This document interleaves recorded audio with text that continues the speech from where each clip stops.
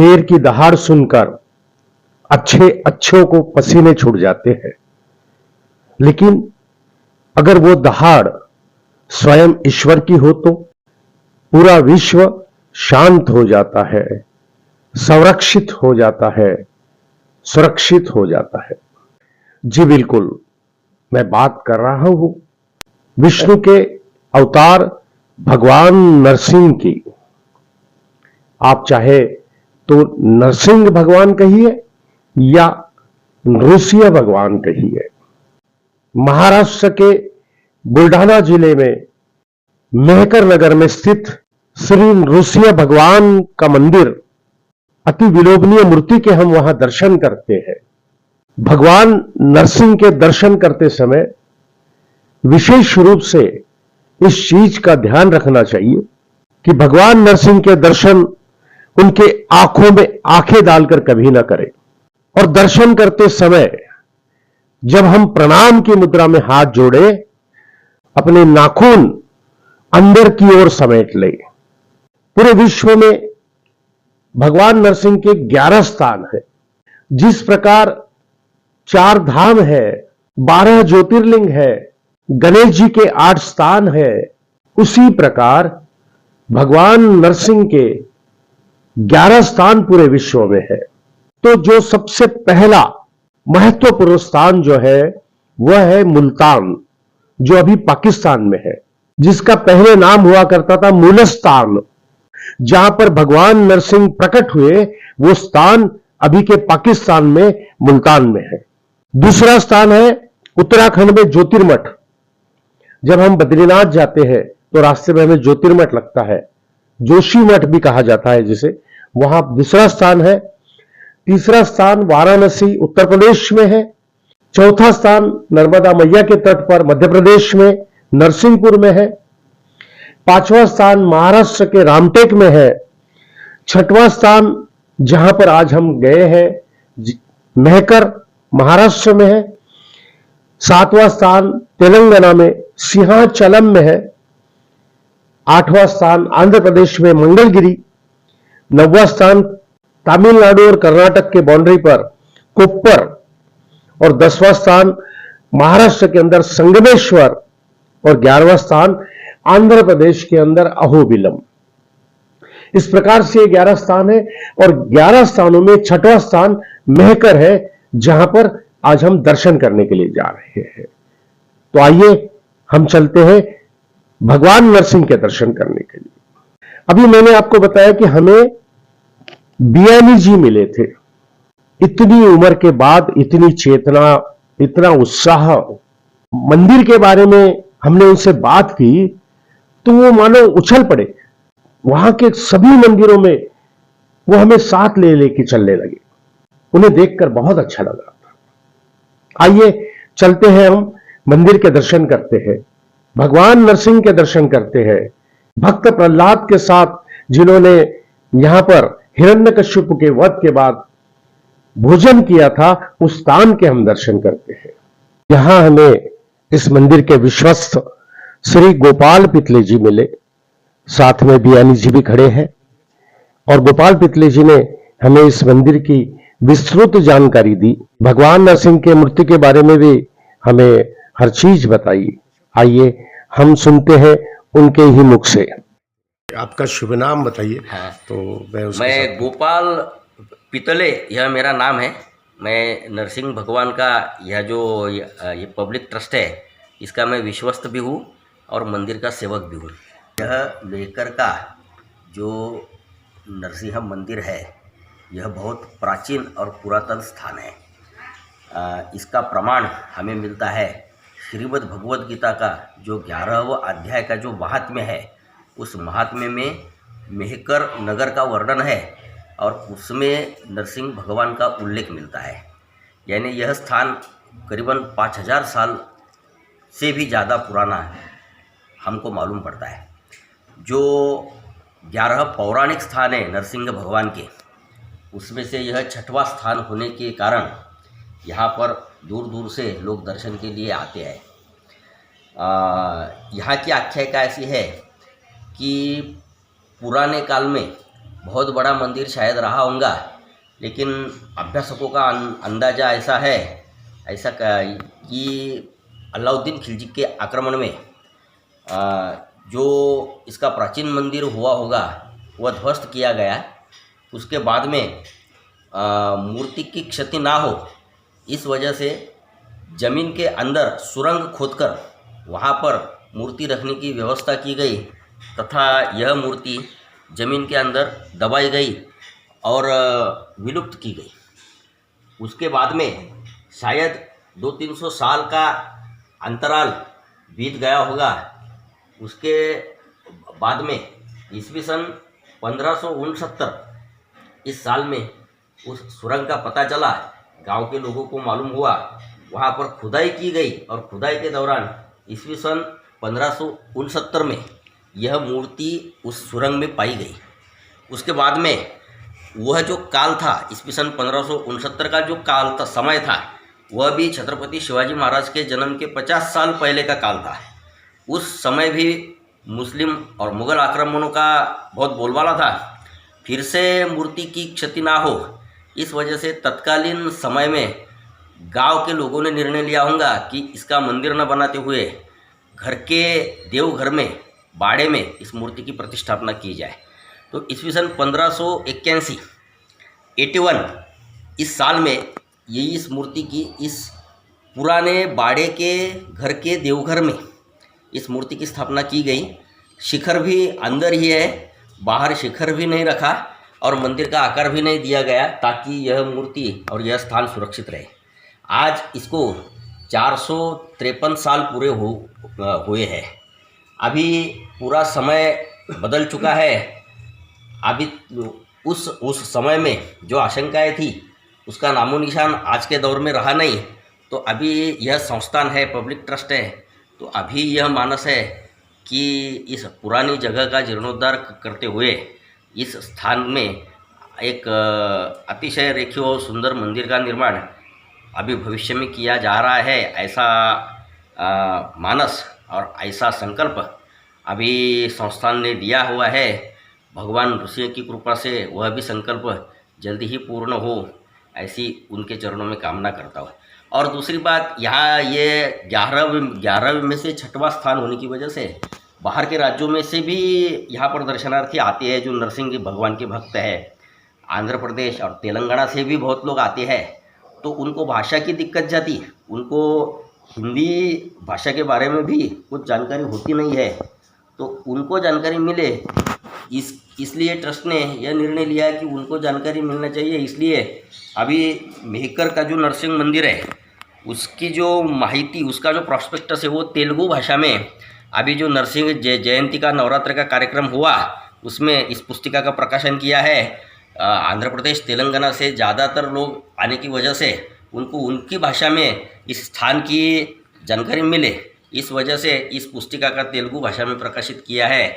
और मराठी भाषा में पूरी विस्तृत जानकारी इसमें पहले ही ऐसी पुस्तिका प्रकाशित की गई है। मैं आप सभी दर्शकों से अनुरोध करता हूँ कि बुल्ढाना जिले में जो मेहकर का यह स्थान है, यह बहुत प्राचीन पुरातन स्थान है। मेहकर आने के बाद इस स्थान का दर्शन अवश्य ले और लाभान्वित हो। मुझे एक बताइए कि यहाँ मेहकर आने के लिए हमें नज़दीकी रेलवे स्टेशन कौन सा है और यहाँ आने के लिए बसेस कैसी है, यहाँ से आने के लिए कैसा आना पड़ेगा? मेहकर आने के लिए नज़दीकी हवाई अड्डे की अगर बात की जाए तो औरंगाबाद है। औरंगाबाद से 150 किलोमीटर मेहकर आता है, वहाँ पर हवाई अड्डा उपलब्ध है। रेलवे स्टेशन की बात अगर की जाए तो जालना भी नज़दीक है, वाशिम भी नज़दीक है और शेगांव, जो संत गजानन महाराज का शेगांव भी नज़दीक है। ये लगभग तीनों, वाशिम, शेगांव और जालना, ये समान दूरी पर है। वहाँ से 1.5 से 2 घंटे के बीच वहाँ से मेहकर पहुँच सकते हैं। और वह सड़क रास्ते से औरंगाबाद से ये 150 किलोमीटर दूर करीबन 2.5 या 3 घंटे के अंदर मेहकर पहुँच सकते हैं। अच्छा, एक चीज़ और यहाँ पर लोनार का जो सरोवर है बहुत प्राचीन उल्कापात से निर्माण किया हुआ, वह भी यहाँ से करीबन मात्र 20 किलोमीटर की दूरी पर है। एक जैसा भी आपने बताया कि वाशिम और जालना, इन दोनों जगह पे रेलवे स्टेशन है, तो वाशिम और जालना से मेहकर आने के लिए क्या पर्याप्त साधन उपलब्ध होते यातायात हैं? की बहुत सुविधाएं उपलब्ध है। राज्य परिवहन की बसेस भी है, प्राइवेट क्रूज़र जीप वगैरह ये भी चलते हैं, तथा अगर प्राइवेट वाहन करना हो तो भाड़े से प्राइवेट वाहन भी एक दिन के लिए वहाँ पर मिल जाते हैं। उपलब्ध हो सकता है। ठीक, चलिए, बड़ा अच्छा लगा। नृसिंह भगवान का साक्षात दर्शन यहाँ पर हो रहा है। इस मूर्ति के बारे में थोड़ा सा डिटेल बताइए ताकि लोगों को पता चले। यह अष्टभुजा मूर्ति है। यह अष्टभुजा मूर्ति है। 4.5 फुट इसकी ऊंचाई है। इसमें हिरण्यकश्यपु का पेट फाड़ते हुए, और इस मूर्ति का एक वैशिष्ट्य है, हिरण्यकश्यपु का पेट फट चुका है और हिरण्यकश्यपु का पेट फट चुकने के बाद में नृसिंह भगवान का जो उग्र स्वरूप है, वो उग्र स्वरूप बहुत हद तक शांत हो चुका है। और यह यानी उग्र रूप और शांत रूप दोनों का सम्मिश्रण उनके चेहरे पर मिलता है। ऐसी यह बहुत लुभावनी मूर्ति है। इस मूर्ति का काल निश्चित उपलब्ध नहीं है, क्योंकि जब वो यह मूर्ति सुरंग में बंदिस्त की गई थी तब उसका काल क्या था इसका कुछ प्रमाण आज उपलब्ध नहीं है। लेकिन पुराणों में वर्णित है और भगवत गीता के 11वें अध्याय में वर्णित है। इसके प्रमाण से अपने को यह पता चलता है कि यह बहुत पुराना स्थान है। और अष्टभुजा मूर्ति है। शंख चक्र गदा पद्म, 4 हाथों में 4 शस्त्र है, 2 हाथ आशीर्वाद की मुद्रा में है और 2 हाथ हिरण्यकश्यपु के पेट में है। और जय विजय और भक्त प्रहलाद तीनों की मूर्तियाँ इसी मूर्ति में इसमें सन्निहित है। चरणों के पास में जय विजय, चरणों के पास में जय विजय और भक्त प्रहलाद है। इस मूर्ति के अंदर मुझे एक विशेषता जान पड़ी कि जो उनका शीश है, जो सर है भगवान का, वो हल्का सा झुका हुआ है। तो इसकी कुछ विशेष ये है, इस शीश के ऊपर जो मुकुट है जी, उसको मूर्ति शास्त्र के अनुसार उसको विदरण प्रकार का मुकुट कहते हैं जी, किरीट। और ये उसको करंडक मुकुट भी करते हैं, ऐसा कहते हैं करंडक मुकुट।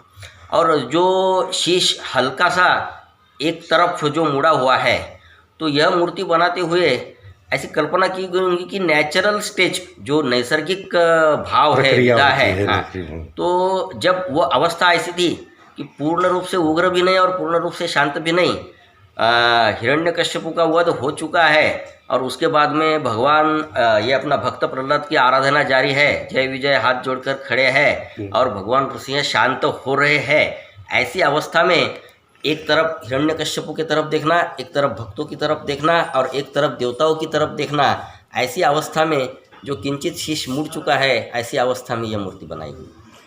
तो ऐसा कहा जाता है कि पितड़े महाराज जो थे उन्हें ही भगवान ने स्वप्न दर्शन दिया, स्वप्न दृष्टांत दिया और उसके बाद ही ये नहीं, तो आप उसी वंश नहीं, हाँ, इसमें एक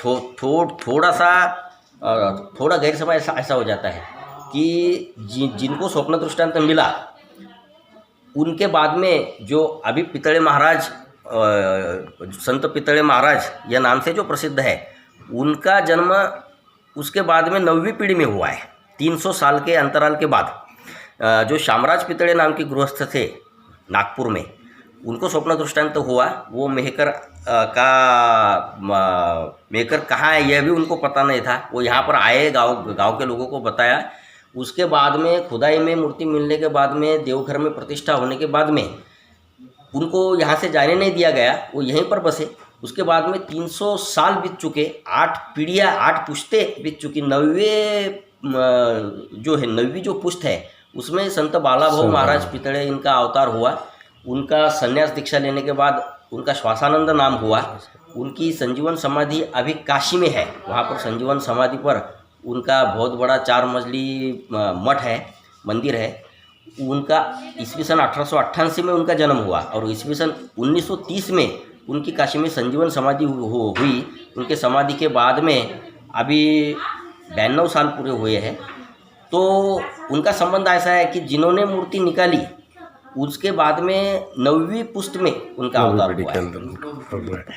अच्छा, अभी जैसा भी आप बताइए कि आप यहाँ के विश्वस्त हो, तो मैं एक बिल्कुल थोड़ी सी इसमें जानकारी चाहता हूँ कि यहाँ कौन कौन सी प्रकार की पूजा होती है और ऐसे कोई विशेष अभिषेक यहाँ होते हैं क्या? यहाँ पर साल में 3 महत्वपूर्ण उत्सव होते हैं। एक तो सबसे बड़ा जो उत्सव होता है वो नरसिंह भगवान का जयंती का नवरात्र, जो वैशाख शुद्ध षष्ठी को शुरू होता है और वैशाख शुद्ध चतुर्दशी को नरसिंह जयंती होती है। और वैशाख शुद्ध पूर्णिमा के दिन जो 9 दिनों के भक्तों को, भाविकों को जो उपवास होते हैं, उसका पूर्णिमा के दिन उसका पारना होता है और उसके बाद में अन्न ग्रहण भाविक करते हैं। उस 11 दिनों में यहाँ का वातावरण बहुत ही उत्सवपूर्ण होता है। यहाँ पर भजन कीर्तन हरिपाठ, उसके बाद में पूजा अर्चना उपासना, यह और भक्तों का भी दर्शन के लिए तांता लगा रहता है।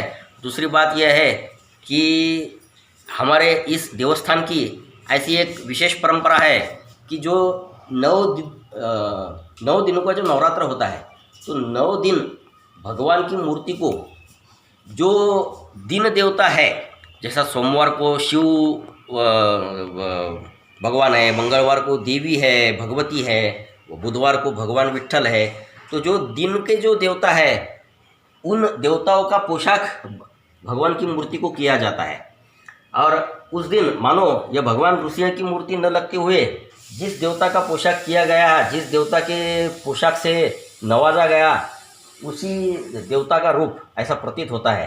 तो 9 दिन उन पोशाक के दर्शनों के लिए भक्तों का तांता लगा रहता है। नरसिंह जयंती के दिन भगवान नरसिंह का ही पोशाक किया जाता है। शाम के समय, सूर्यास्त के समय बहुत भावभीना प्रसंग होता है। कीर्तन के उपरांत भगवान ऋषि का जन्म प्रसंग यहाँ पर संपन्न होता है। उसके बाद में श्रावण महीने का जो शनिवार है, उस दिन भी विशेष पूजा अर्चना करते हुए भगवान का उत्सव मनाया जाता है।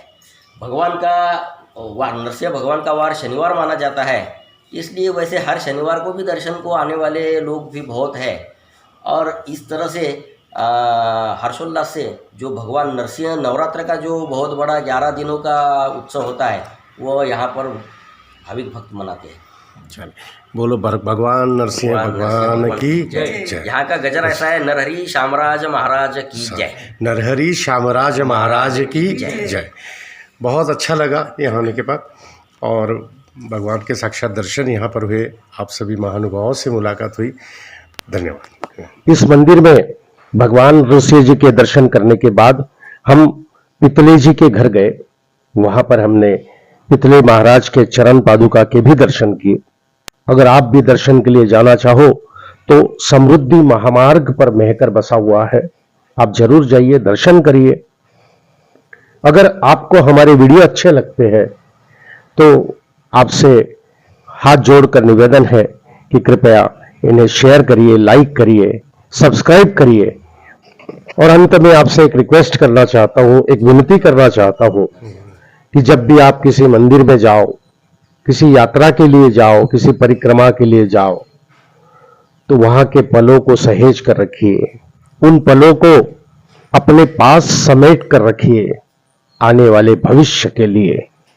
और तब ये कहता हूं कि सहेज कर रखिए उन पलों को आने वाले भविष्य के लिए, आने वाले कल के लिए, अपने बच्चों के लिए, आने वाले पीढ़ी के लिए। धन्यवाद। जय श्री राम।